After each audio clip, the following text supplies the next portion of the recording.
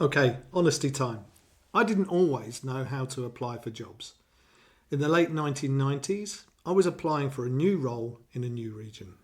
I hadn't moved yet, I was trying to move. On paper, it felt like a step forward, and yet in reality, it felt like standing on the edge of something unfamiliar, hoping I was making the right call. At that stage in my career, I was doing what I had always done. I wrote the application in the only way I knew how, describing my responsibilities, outlining my experience, and quietly hoping it'll be enough. Around that time, someone mentioned I should use something called STAR. I remember nodding along as if it made sense, even though inside I had no real idea what they meant. It was the first time I'd ever encountered the format of situation, task, action, result.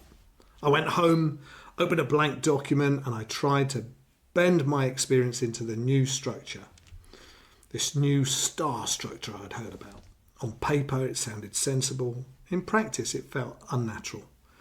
Everything came out long, unfocused, and largely descriptive.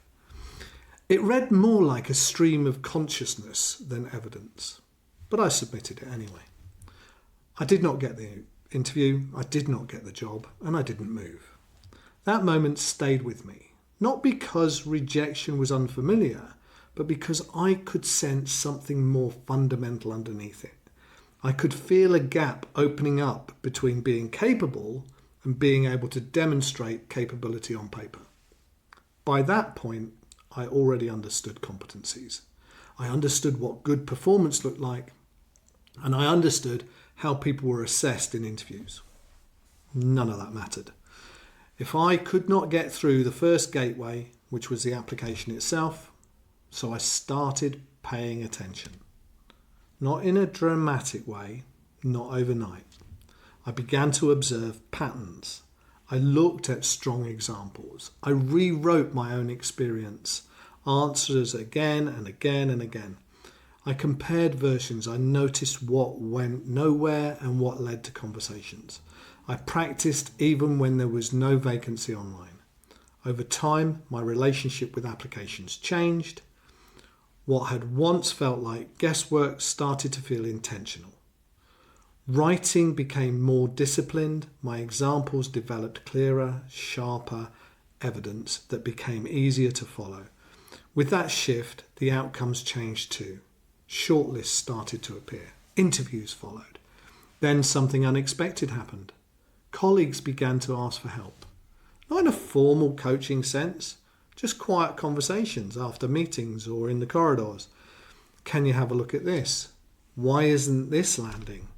How would you structure this? Before I realised it, I was sitting with individuals, then small groups, walking through how to shape evidence and tell their story in a way that made sense to a panel. I was not a coach back then. I was simply someone who had learned a hard lesson and did not want others to keep hitting the same wall. What I came to understand over time is that progress rarely comes from motivation alone. It comes from deliberate practice. Looking back, there were 3 things I wish people understood about job applications. The first is, struggling with applications does not mean you are bad at your job. It usually means you were never taught how to translate what you do into the language of selection. Most people learn how to do their work. Very few people are taught how to evidence their work.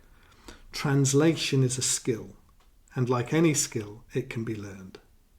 The second is understanding competencies. On its own, it's not enough. You can know exactly what good performance looks like and still miss out if your evidence is hard to follow. Panels and recruiters are often tired, under time pressure and working through large volumes of material. Clear structure beats clever wording every time.